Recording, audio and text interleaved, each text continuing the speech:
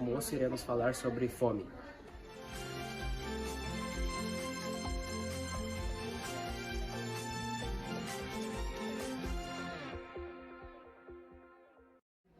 Meu nome é Gabriel Becker e hoje vamos falar sobre a fome, um assunto que agrava mais de 33,1 milhões de brasileiros.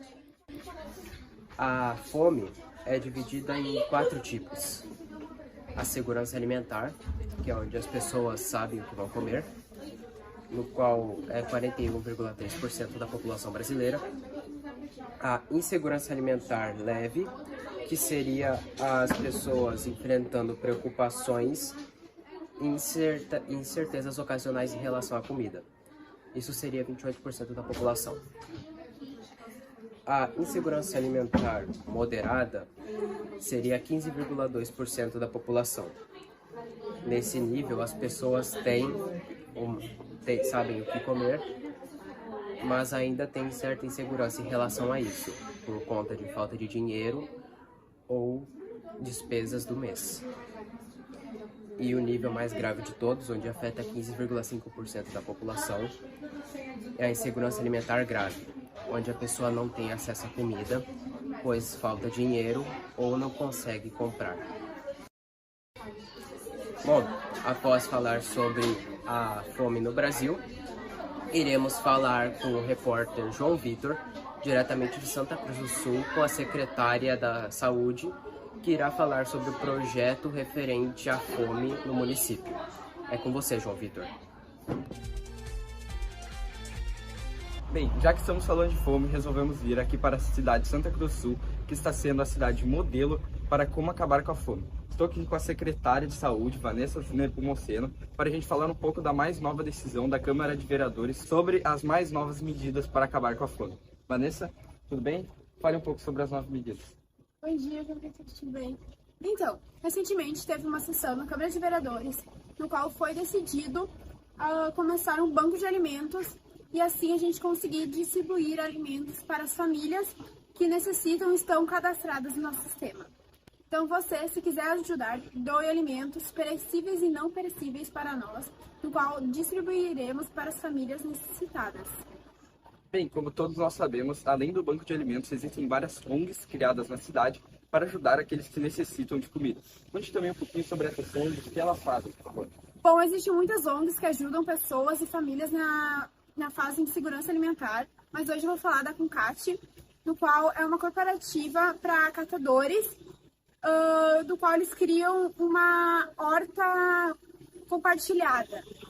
Há 52 famílias associadas à corporativa têm acesso à sua horta e assim elas conseguem o seu próprio alimento de uma horta sem veneno, contra as pragas e algo natural.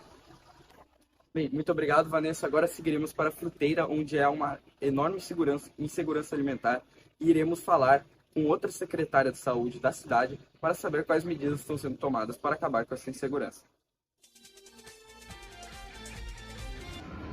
Hoje, no Brasil, cerca de 10% de todos os alimentos são desperdiçados. 30% do desperdício ocorre por conta do transporte mal feito, 10% ocorre pelo desgaste dos alimentos dentro de casas e 50% desse desperdício ocorre principalmente pela falta de ambientes refrigerados em comércio. Para evitar esses erros, esse desperdício, existe uma solução, a soberania alimentar, que busca, através da cultura e da diversidade de cada cidade, achar seu jeito de fazer com que toda a população tenha a sua quantidade certa de comida e necessária. Hoje estamos aqui com a secretária de Saúde de Fruteira para conversar um pouco sobre as iniciativas que o município está tendo. Boa tarde, Carolina. Fale um pouco sobre essas ideias. Boa tarde. De acordo com pesquisas feitas por nós, Laranjópolis, Jacarandina e Piranhal são as mais afetadas pela segurança alimentar por conta de falta de feiras, mercados e baixa renda. E inspirado em Santa Cruz do Sul, resolvemos criar um banco de alimentos e uma feira com cultivos para a população. Bem, muito obrigado pela entrevista e agora voltamos na nossa sede com Gabriel Becker. Muito obrigado, João Vitor. Hoje, sendo o Dia Nacional da Matemática, dia 6 de maio, nós iremos falar a respeito da matemática em relação à fome. Os alimentos. A matemática pode ser relacionada ao desperdício de alimentos de várias maneiras, através das diferentes ferramentas que a matemática disponibiliza. Começando pelas funções, elas podem ser usadas para modelar o desperdício de alimentos ao longo do tempo, podendo usar uma função exponencial para representar o crescimento do desperdício de alimentos em determinadas regiões.